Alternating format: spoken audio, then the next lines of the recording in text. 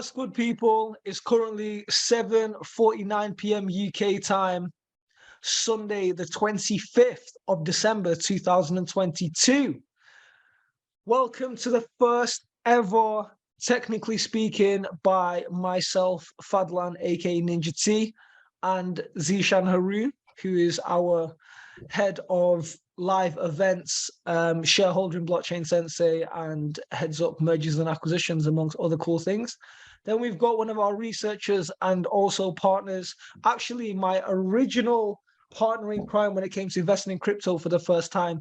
Big ups OneCoin, the scam. Back in 2015, St. Jerome. So, you know how we do? You know how we do? Grinding on the 25th, it's all the same to us. So, disclaimer, all our content is for education, information, and entertainment purposes only.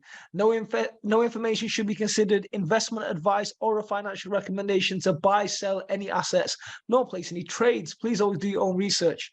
It is very important to do your own analysis before doing any or making any investments based on your own individual circumstances. Always take independent professional advice from a professional advisor or independently research and verify all and any information you may find in our content. Do you wish to rely upon, whether you wish to make an investment decision or otherwise? All investments do come with, what do they come with, boys? Risk. They come with risk. Risk. Yes, sir. Therefore, you must always do your own analysis.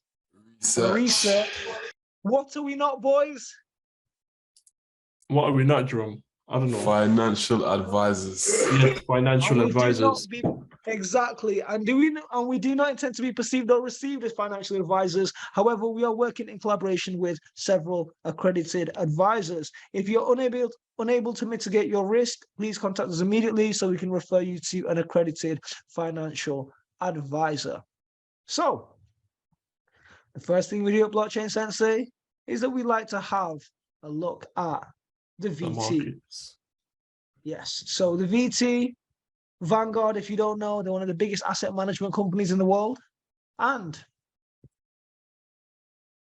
well, the second biggest asset management company in the world. And this is a representative of the entire stock market. So let's have a look at what's going on. So, as you see here, in around the 8th to the 10th of November 2022, there was a gap in the market. And what happens to gaps? They usually get filled. So when I saw this gap, obviously I wasn't doing technically speaking, we can predict that the market was going to fall back to this range, to this $85 trillion-ish stock market valuation. It did rise up to over 90. So there was a 5 trillion injection in the stock market, but now we're back to these levels. Where is the stock market right now? So if you look at it on the daily, we have an RSI of 44. So as many of you guys know, RSI is an indicator which helps identify if an asset is undervalued or overvalued. Back in October was a great time to get into the VT. So was kind of like early September. Right now we're floating around 44. Where do we think we can go from here? My prediction would be, with the current state of the world, and this is not financial advice, I can be wrong. Shout out to Mr. Harding, shout out to Mr. Spectacular, far greater than I am at TA. But I believe that maybe not in the immediate few days, but I can see the stock market, in my opinion, drawing down further back to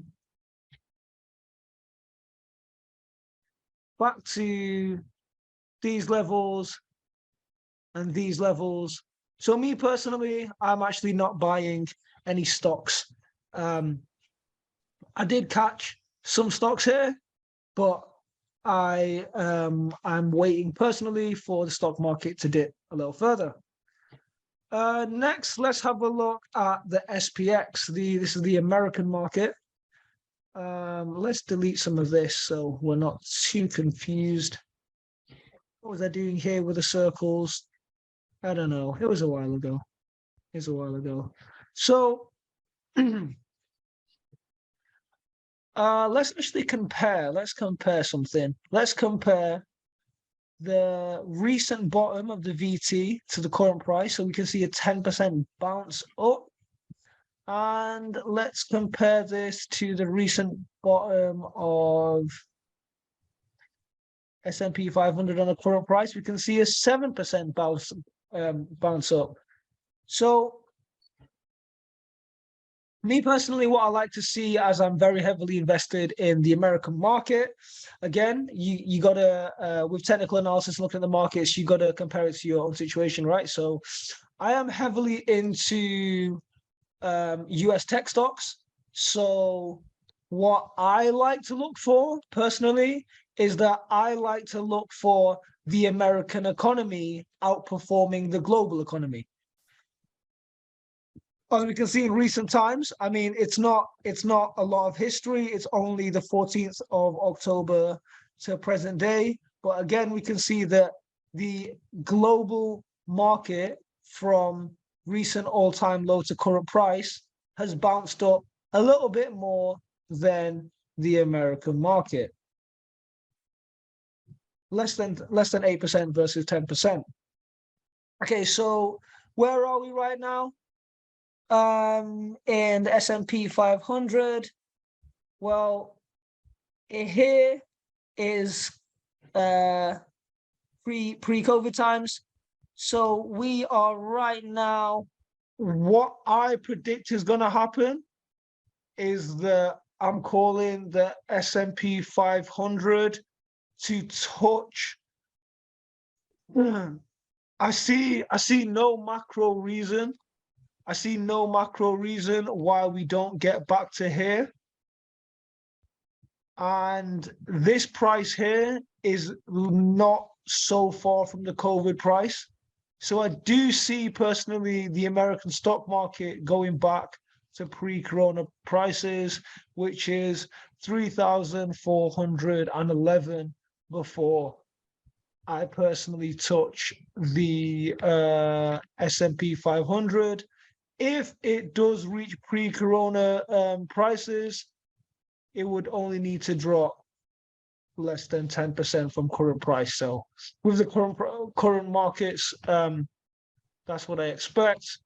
The FTSE, I own the only UK stocks that I own or have owned in the past are from free referrals from trading 2-on-2 and free trade.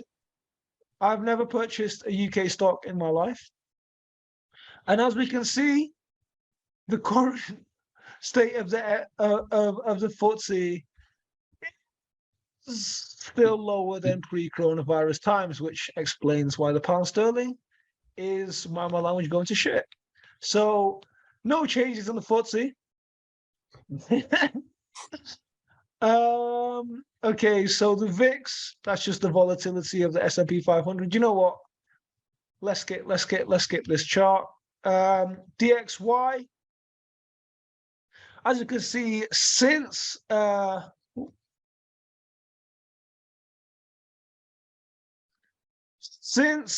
February 2022, so rewind 10 months, the dollar has been in a insane bull run, whilst the markets have tanked. And since the all-time high, which was around the 27th of September, we've seen a drawdown.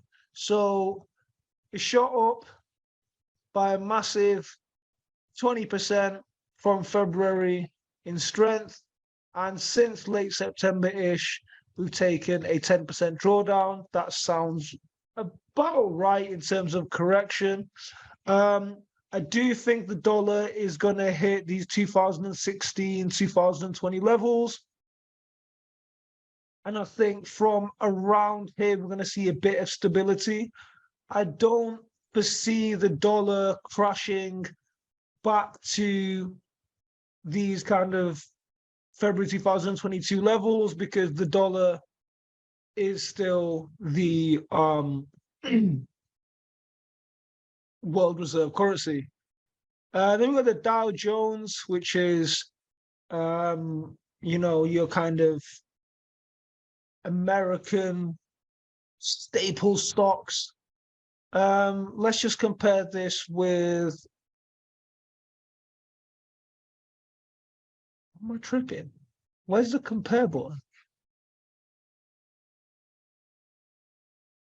Oh, here we are. SPX, amazing. So,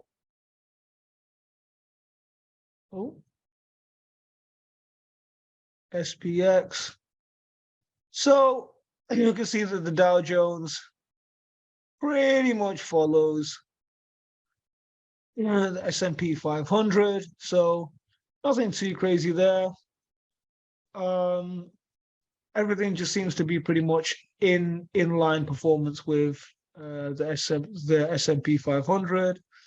The Nasdaq, we've taken a massive beating. We're taking a massive beating. So Nasdaq top 100 US tech.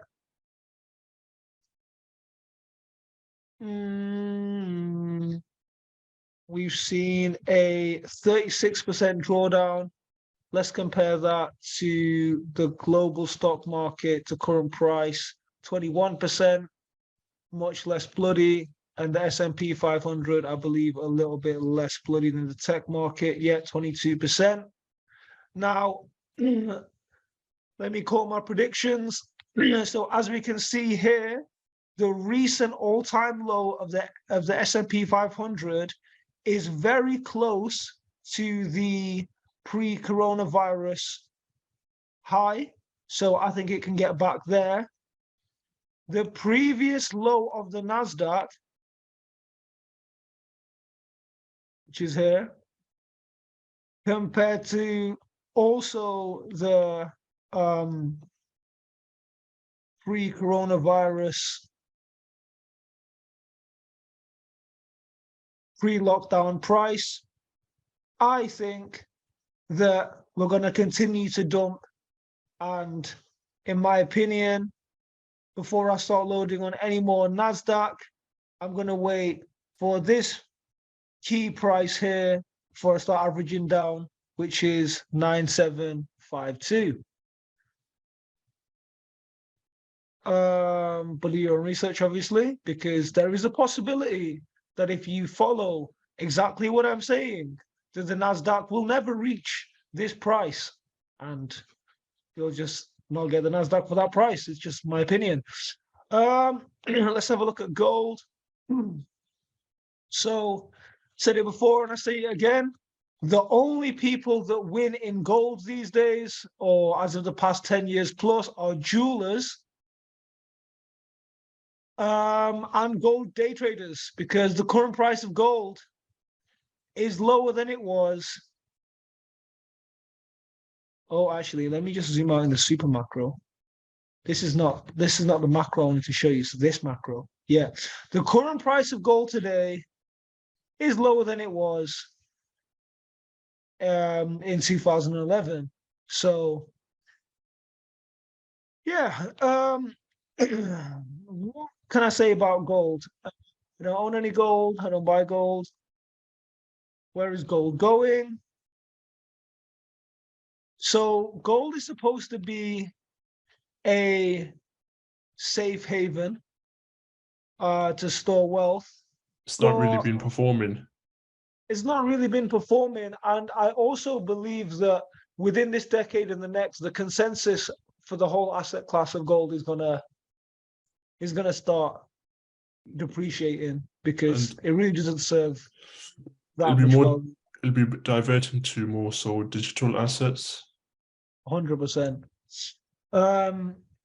In our opinion. So I don't trade gold. I won't be touching gold. But it's good to look at where money is, because remember, guys, there is In fact, let me come on the camera to say this. There is always a bull market somewhere. So remember, in this game of finances, because it's basically the whales playing games, money is either stored in money or put in assets or taken out of asset X and put in asset Y. So one of the bull markets that few people are talking about in this world is the bull market of sportswear and sports merch. Sportswear and sports merch, I tweeted this on Blockchain Sense Instagram. Last year, in 2021, was a $78 billion industry. Now it's nearly a $400 billion industry. So sportswear and merch, largely because of the World Cup, mind you, is in a bull market. And so I believe Rolex watches as well. Or don't quote me on that. I'm not a watch person. You got a Rolex, right? Has your Rolex gone up since you bought it earlier this year? I don't have a Rolex if you're talking to me. You don't have a Rolex? I thought you had a Rolex. No, it must have been my friends that you saw. Ah, okay. Fair enough, Yeah. fair enough. So let's have a look at oil. Let's have a look at oil. So oil broke the 0.5 golden zone.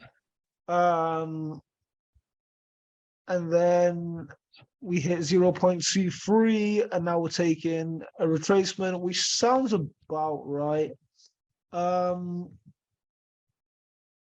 We peaked the all-time high of gold, sorry, not gold, oil, my bad, was 2008.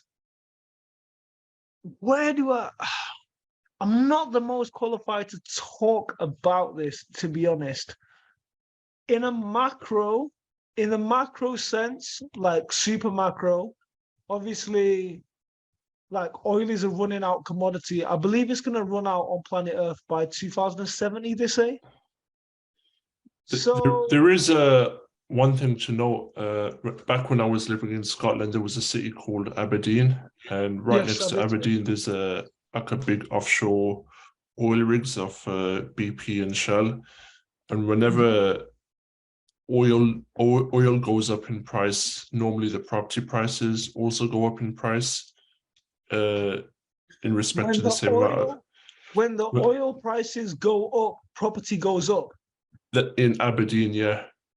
In Aberdeen, okay. That's only in Aberdeen. That's the only place where I know where property prices are coinciding with oil prices. But when oil prices go down, the houses in Aberdeen go down.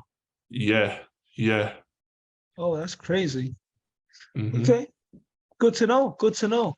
Because Aberdeen, right? So I did, however, come across an interesting article on Forbes. Why energy stocks are moving up after the most recent slump. So this article was literally today, this morning.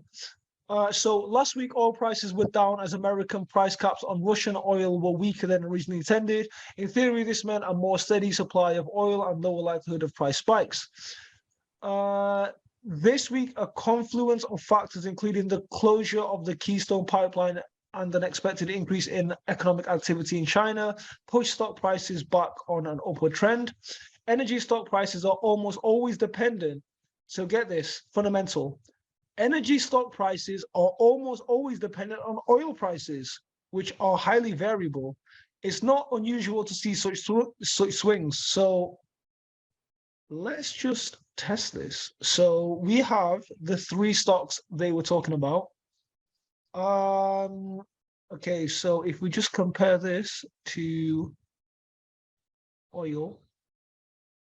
Now we want the what do we want? Oil underscore crude.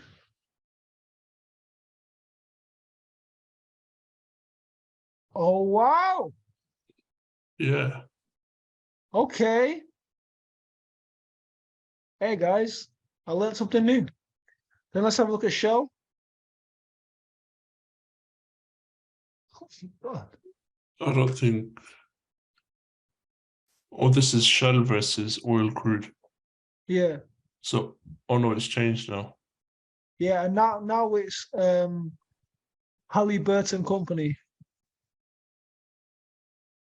Well, there you go. There's something new. I'll be honest, guys. I learned that today. Okay, cool. So, now let's get on the crypto market. Oh, did I close this? Okay, cool. So, let's have a look at the crypto market. We're down in the dumpsters. It's okay. We'll bounce back. We'll bounce back. Okay, so according to CoinMarketCap.com, crypto is an $806 billion market. According to CoinGecko, which is very bullish, it's an $840 billion market. But according to TradingView, it's a $766 billion market. So between TradingView, CoinMarketCap, and CoinGecko, we have $70 billion hiding somewhere. But anyway, all information. Unless Sam's taken a bit of that. In case Sam's taken a bit of that. But let's see where we're at. Let's get another indicator then. Let's do a 200-day moving average.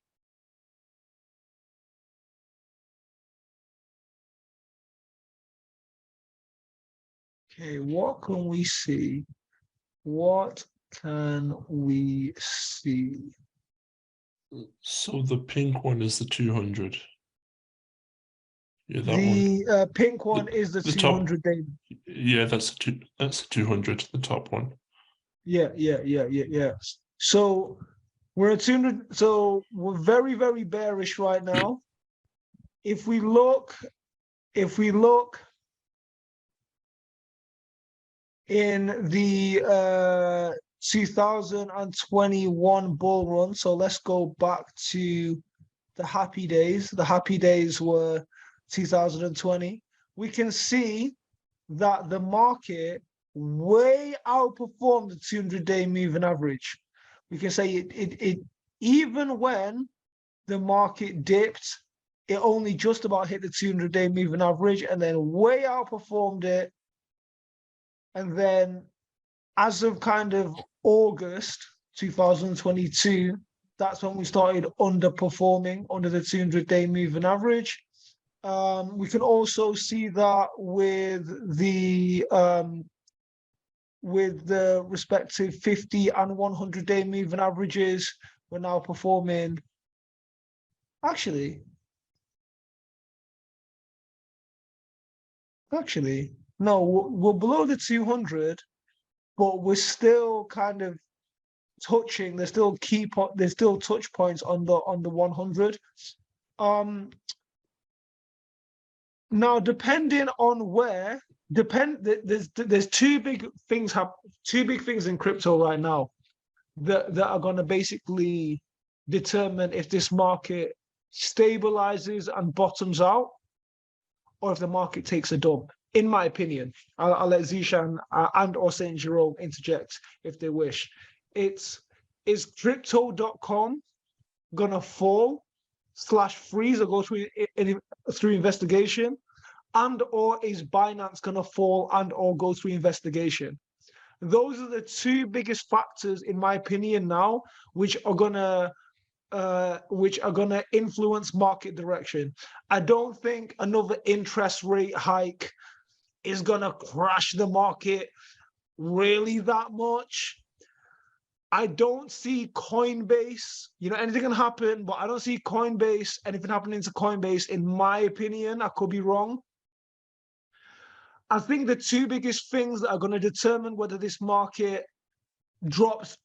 keeps dropping by a little bit or takes a massive dump is those two macro factors. Zishan, have you any additional insights with regards to that? Because we've been playing around this. We've been playing around this like under 1 trillion zone for a minute now. With regards to the creditors that are owed money by Sam Bankman-Fried, they've got like 400 to 500 million pounds worth of I think it's Robinhood shares. Yeah. So that also has an impact whether how much each of those get, if any, or if all of their money back, and how it affects, because it's going to have a knock-on effect once that is settled, for how those companies deal financially in their financial books, like we saw earlier on this year with the Celsius and Galaxy, and then that affecting FTX.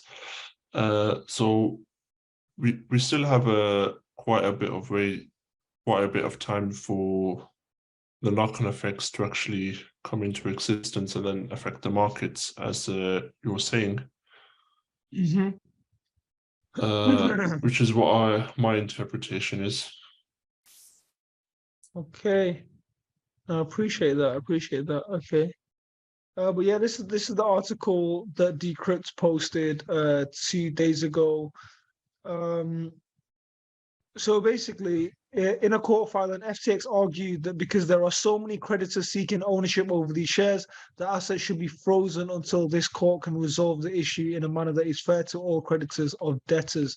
The 56 million shares in Robinhood Class A common stock are currently held in a brokerage account in New York City called ED&F Man Capital Markets, including Sam Bankman-Fried purchased these shares in May this year via a special purpose holding company organized in Antigua and Barbuda called Emergent Fidelity Technologies.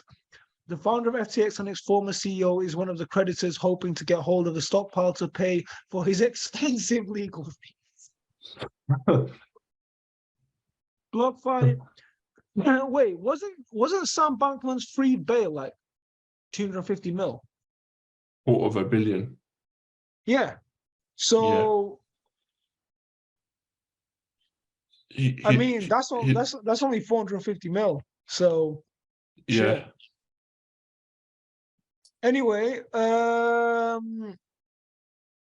if you guys were feeling bad, I thought this was a cool article. The planet's billionaires are nearly 2 trillion poorer this year. So look at the correlation, guys. Crypto used to be a nearly $3 trillion market. Now it's a market that's around 0.8. So as crypto's lost about 2 trillion of value, so have the planet's billionaires. So it's been a tough year for tech billionaires. It's been a bad year to be a billionaire, and not just for those who blew up their businesses or got themselves arrested. Adding trillions to their collective fortune in 2020 and 2021, the world's richest people were rocked by a 12 months of shaky stock markets, war in Europe, and rampant inflation. As a group, the planet's billionaires have lost 1.9 trillion in 2020, according to Forbes. Estimates with their collective wealth dropping from 13.8 trillion to 11.9. If you're having a bad day, no one has been hit harder than the world's 300 or so tech billionaires who have collectively lost more than 1 trillion in 2022. Companies are slashing costs, laying off workers, and pulling IPOs. Shares of Amazon have created nearly by 50%. Let's just quickly check that. Amazon stock right now is on a bit of a discount. Can we go further? Let's have a look. So, oh, damn, Amazon's down bad. Holy fuck. I've not checked the stock in a minute. So this is Amazon pre-coronavirus. Amazon is cheaper than pre-coronavirus. Amazon is currently at. Oh, wow. Okay. My theory is playing out. So this here is the March 2020 dip. Okay, let it be on record. Are you ready? So this here is the coronavirus dip. Wow. Amazon has hit the coronavirus dip,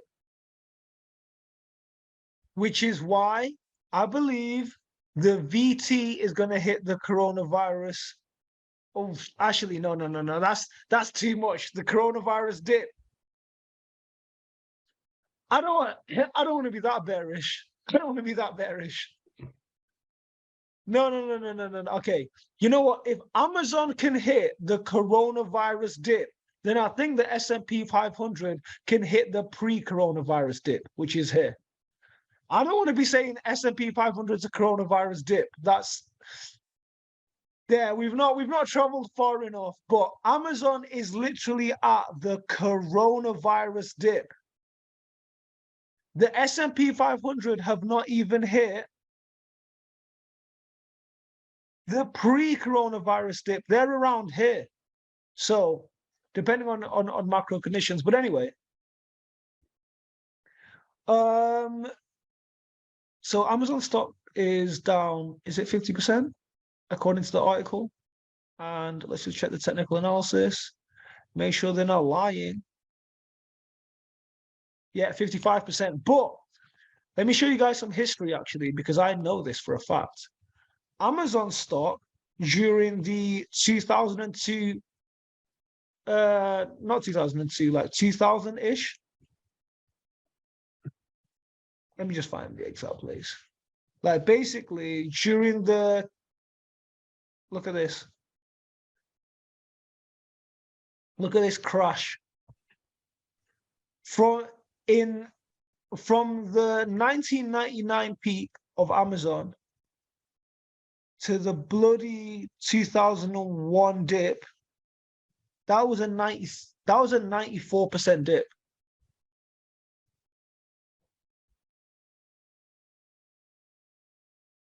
And people are complaining Bitcoin's down. But get this, right? Like, this is why in the long term you should get the dip. If anyone who, it's going to be hard to snipe this, anyone who held on to the 1999 all-time high saw their Amazon stock, oh, that's not close enough, saw their Amazon stock, oh, it's going to be real hard to get this. I have to do approximate. Yeah, anyone who bought, I need to get closer. I need to get closer. I need to go like here. One more time. Anyone who bought the Amazon high in the year 2000, even at the current price, is 15x up from 15 years ago. Anyone who bought the Amazon high and of 2000 of the 2000s and held up until the November 2021 high is 31% up. But if you bought the 2000 dip, now this is where it really gets crazy. If you bought this, it's so hard to get the exact. I'm gonna have to just kind of guess. If you bought around the 2000 dip and then sold at the 2021 high, you would have had a 38,000. That's a 300 and no, let me just do this in my head. 38697. Yeah, that's a three. That's basically nearly 400x. Like nearly 400x. Yeah, that's 7x. That's about something like 486x, something like that. Anyway, power of long term. So back on what's going on here. So rough year for the rich. United States total billionaire wealth 4.5 trillion. They're down 660 billion. China 1.7 trillion. The total billionaire wealth, they're down 620 billion. Followed by Russia, Germany, and Hong Kong. Also, in other news, crypto is down bad, but VCs keep pouring money in. So After the collapse of FTX, Web3 VCs say they believe in decentralized tech as much as ever. What else can they say? Without even diving deep into this article, in the first half of 2022, there was more money invested in Web3 blockchain companies than there was in the whole of 2021. So the markets are down because the money's not in the coins, the money's in the innovation in the back end. Which, if any Web3 companies are watching this, please contact Blockchain Sensei to see if we can help you get investment. We have relations with over 40 VCs. Yeah, let's get reading this. Two last things from me, and then Zishan's going to go over the Forex markets. So, interestingly, the judge in the Sam Bankman-Fried case recuses herself over husband's firm past work for FTX. Now, this is a little bit sus, because why was this person even appointed as the judge in the first place? Sus. The judge assigned to oversee the blockbuster, that's a big job, the blockbuster criminal trial of Sam Bankman-Fried. It is seriously a blockbuster criminal trial, and I hope they make a film out of it. Recused herself from the case late Friday, citing a potential conflict of interest stemming from the fact that her husband's law firm previously advised FTX. Well, that doesn't sound like a potential conflict of interest. That sounds like a definite conflict of interest. Yet again, the financial system is a joke. Federal Judge Ronnie Abrams of the U.S. District Court for Southern District of New York formally withdrew from, how do you say that word? Adjudicating the case on Friday afternoon, just one day after Bankman-Fried was released from custody. So imagine Sam is released from custody, and then this person withdraws. It's a little bit sus. Federal judge withdraw from adjudicating the case on Friday afternoon, one day after Bankman-Fried was released from custody, to stay with his parents. Must be nice.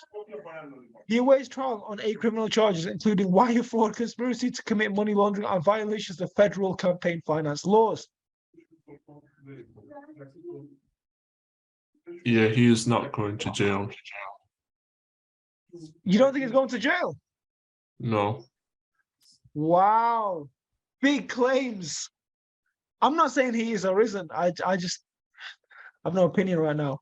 Okay, so finally, actually, Zishan, you're the one who put me onto this. Before we get into the Forex markets, do you want to quickly talk about this? Yeah, so Meta, also known as aka Facebook, the parent company, settles a Cambridge Analytica scandal for like more than $700 million. Now, I believe the Cambridge scandal was when they was selling users data and not making them aware or selling the data without their permission. And on top of the stock being down by more than, I don't even know, more than 70-80%, this slapped with a fine of more than 700 million. Now, Ninja, one question: with these fines, do they have to pay immediately, or are they given a time frame to pay, or how does it work? I do not know. That's not something I know. Cool. So that is that, and I'll be talking to you about the interest rates and macro, a little bit about macro, and then over to the Forex charts. I'm going to just share my screen. Yes, sir. So Guys, this is exciting because this is pretty much the second time in my life I've ever seen Zishan do TA. So let's see. for those of you that don't know, the Federal Reserve, they're like the mafia when it comes to money. They control America's dollar supply, and I'm going to go through with you the interest rates that have been taking effect from March 16, 2020, when they were at 0.25%. This was at pandemic levels just at the start, and then they've slowly been increasing and currently standing at 4.25 to 4.5%. Now, why have they been increasing interest rates? Now, I've got some data to share with you. So March 2020, these are the monthly inflation figures. So as you can see, it started off as 1.5%, then 0.3, 0.1, 0.6, 0.9, 1.3, 1.37, 1.8, 1.17, 1.36. Then in 2021, 1.4, 1.67.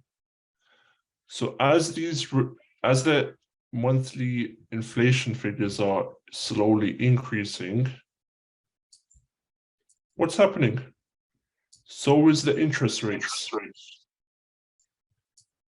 Now, moving on to 2022, 7.8%, 7.87, 8.54, 8.58, 9%, which was the highest in June. So where we gone? So back in June, the interest rates were between 1.5 and 1.7, but the inflation was 9%. So even though interest rates have increased a lot more, so like 6 months later, it's only really taken 2% off. Now, how does that affect the rest of the world when it comes to the Bank of England, Bank of Japan? You've got the Bank of England. Now, this is something I actually found quite interesting. Back in the 1970s and 80s, interest rates were like 12, 17%, 15%. Damn. Yeah. And people were coping. People had mortgages back then. Of course, asset prices were a lot lower back then.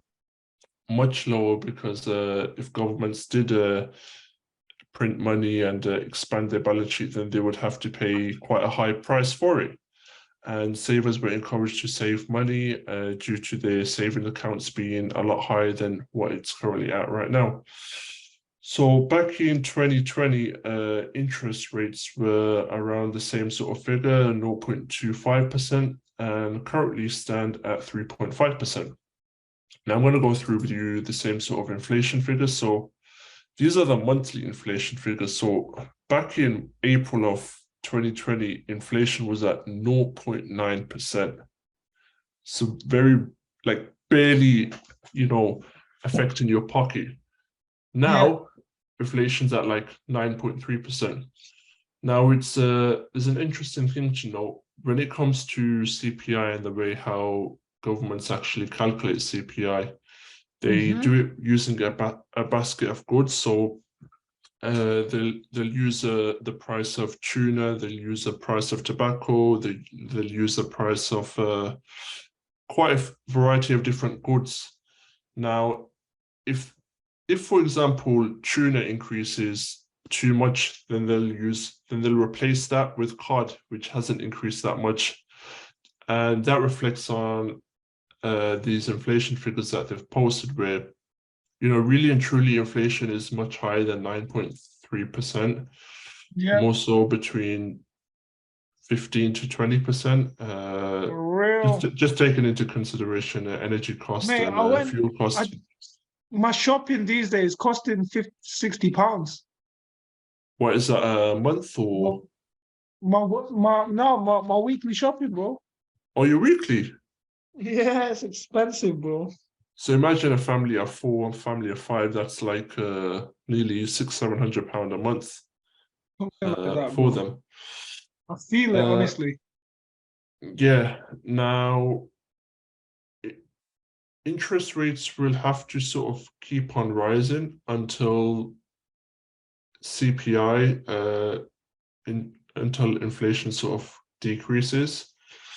Now, I'm gonna go through with you this as well.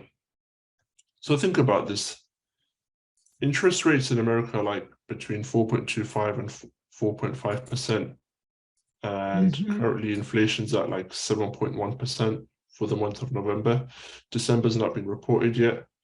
But then they have the audacity to sort of put through a 1.7 trillion spending bill through through their government, which is going to send inflation even higher. Wait, And what are they spending that 1.7 trillion on? so it's mainly government spending, so things Okay. to do with healthcare, military. Yeah. So now the reason they're having to get this is because they don't collect enough in taxes. Their income stream is sort of lacking in that area. Now, if they instead use the capital to invest into things that are income producing, they wouldn't have to sort of, borrow money from their own selves and devalue their own currency, and then that in turn won't affect interest rates to sort of go higher, and inflation won't go higher. So, what's included in this package? So nearly 700 billion in domestic priorities, 858 billion in defense funding. So right now, America's going under a tough time with the cold and the winter and electricity shortages. They're spending more money on the defense rather than their own country. So that tells you a little bit about their politicians. And part of that defense bill Wow, is so 858 billion in defense, but only 772 billion in so go back to that defense start. The measure known as Omnibus Bill includes roughly 772 billion for domestic priorities and 858 billion in defense funding. Oh shit. if you We look got a at lot of enemies. if you look at states such as LA and San Francisco, they've got a major homeless problem, and Yes, I know, yeah. within this package, they send in 45 billion in emergency aid to Ukraine and another 40 billion in disaster relief for communities recovering from hurricanes, wildfire. So they're giving more money to another country rather than their own people. Why do you reckon that is though? There's got to be a play behind this. There must be like it's not because they want to just be nice. I'm a bit of a conspiracy theorist, so I think go on, drop it, drop the conspiracy, bro. I think they're all sort of because they're all sort of intertwined and connected with the WEF, World Economic Forum. So the World Economic Forum, they have a young leaders program where all of the majority of the world's governments, the politicians are in this sort of organization. And believe it or not, Putin at one point was as well. So my theory is Putin invaded, even though he has his reasons due to security reasons, I believe he invaded Ukraine. So people throughout Europe and the West, their pockets hurt. They rely more on the government. They get more into debt, credit card debt. Their income decreases. And then I think it's generally for people to have a more so reliance on the government rather than them themselves as being independent from the so-called matrix. Because if you're independent and if you have a voice, then the government can't really, as they say, fuck with you, because they can't, you've got your own money. Whereas if you need to rely on the government, this is where CBDC is coming to place. You don't invest into assets, you increase your liabilities. You say something that's out of line, the government's gonna, you know, sort of take your CBDC coins away, just like they did to Kanye and Tate. They cancelled them. So yeah, with this defense budget going to Ukraine for weapons and other sorts, this war is going to be prolonged, and there's no time anytime soon that this energy crisis and inflation is sort of going to soften the blow, meaning interest rates are going to have to increase. I'm afraid they're going to have to increase. Damn, Now, Zishan brought the bad news. So now I'm going to do a little bit of technical analysis. Please. So this is a US dollar currency index. So this chart is giving you the strength of the dollar. So if we look at around about, you on that naked trading life, yeah? Black candles.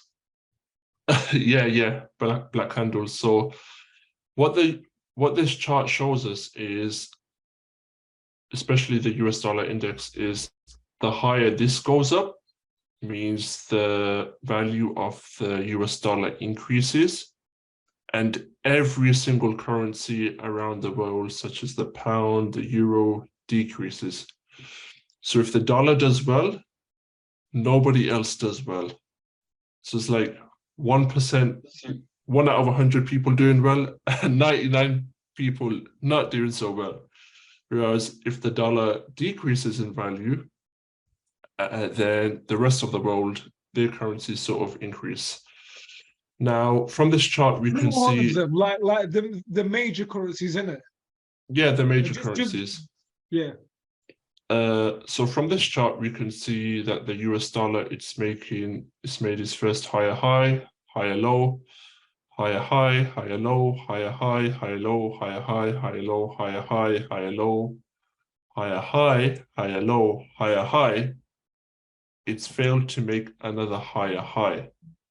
So now the trend has shifted from going bearish to now bullish. Sorry, from bullish to now going from going to bullish to now the US dollar index going bearish. So it's made its first lower low here. This is on the weekly. Let's have a look on the daily. So my predictions for the US dollar index is for the US, unless sort of the US dollar breaks this, then I don't expect them to continue going bullish. I expect them to continue to be bearish. Now, how does this affect the rest of the market? So these 7 pairs, the euro, US dollar, British pound, US dollar, Australia, US dollar CAD, US dollar Swiss franc, New Zealand US dollar, and US dollar JPY. These are the 1, 2, 3, 4, 5, 6, 7 most liquid markets out there. And all these markets have, their spreads are quite not as big as if you were looking at like a foreign currency pair, like Brazil's currency versus Latvia's currency, where the spreads are like enormous. So all it means, what the spread means is, let's just say, for example, so right now, euro US dollar, the price is 1.06139 and to 1.06180. So right now the spread is about 4.1 pips. Now, if you are looking on current, like a foreign currency pair, so if we look at, let's look at something exotic. Have a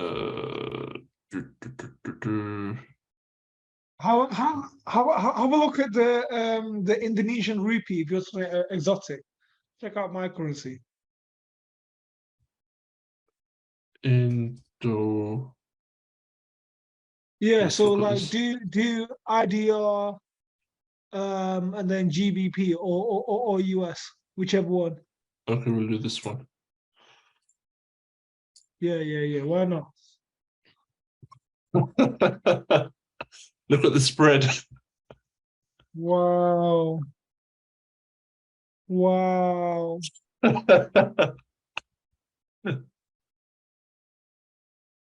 Yeah, that is wild. Okay, enough of God that. save the Indonesian rupee, man. You got to be a real sniper to sort of be trading that. No thanks. So as we saw here, the US dollar, the value increased from around about January of 2021 all the way its all-time high in September 2022. Now, what did that have on the effect of the rest of the market? So, as you can see, from around January of 2021 until around sort of the same period of September 2022, the euro has decreased in value because the US dollar has increased in value. Now we're sort of having so this is a sort of a bearish pattern. So it's making lower lows, lower highs. It's broken that low, so that's a new low, lower low, lower high, lower low, lower high. It's making lower lows and lower highs, and it's sort of broken this previous lower high, so it's made its first higher high here. So now we've had a trend shift from bearish to now bullish. Same sort of thing on the British pound US dollar. So imagine a £1 for every £1 so for every £1 you got $1.4 at its all-time low. It nearly broke the 1-to-1 threshold with the US dollar. This was when, what's her name, the former Prime Minister Liz Truss was in office, and her economic. You know what I forgot about her? Yeah, so her policies of energy and. I feel like we blinked and then she was in and out. That was so quick. Yeah, she made it dip and left. It dipped and then she left. Yeah. So now trend has sort of shifted from going to bearish to now bullish. So I expect so as long as the US dollar decreases, so it goes down, I expect the US dollar to sort of increase. Same goes with the British pound US dollar. Let's look at AU. Now this is looking a bit wild. Australia, US dollar, then we've got US dollar CAD, US dollar Swiss franc, and then New Zealand US dollar and US dollar JPY. Is there anything else you want me to go over? Or do you have any questions? Jerome, Ninja? Yeah. If you're not comfortable making predictions, don't make them. But where do you think the US dollar is getting to? Where do you reckon it's going? This is the one thing that's going to affect all assets and all currencies.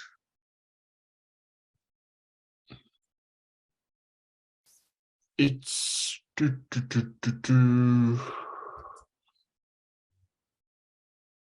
Like just looking from TA, I think it's gonna like go I think it's gonna lower drop. Yeah, go lower. before it or- rallies again. Yeah. So It's I think probably it's gonna hit that support. Yeah, around there. Yeah, probably here, Yeah. which is Yeah. a 100. So you can sort of expect US dollar to sort of reach here, and British pound to sort of We're going back up, around boys. there. We're going back up. We're going back up. We got our boosters on. For a bit. Yeah.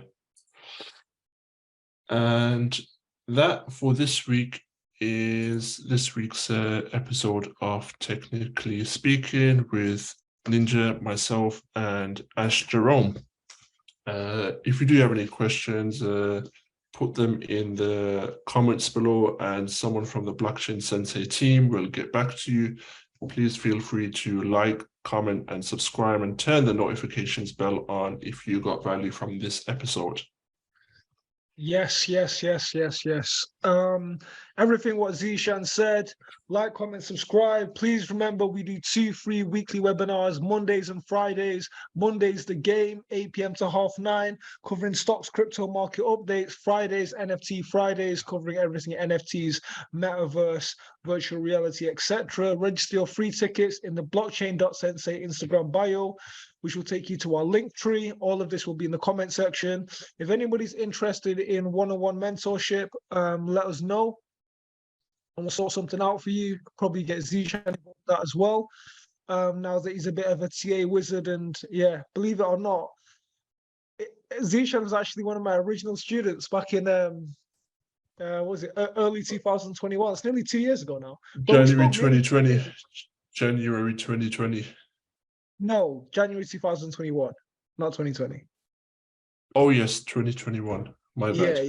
Yeah. Because That's right. That's right. Yeah.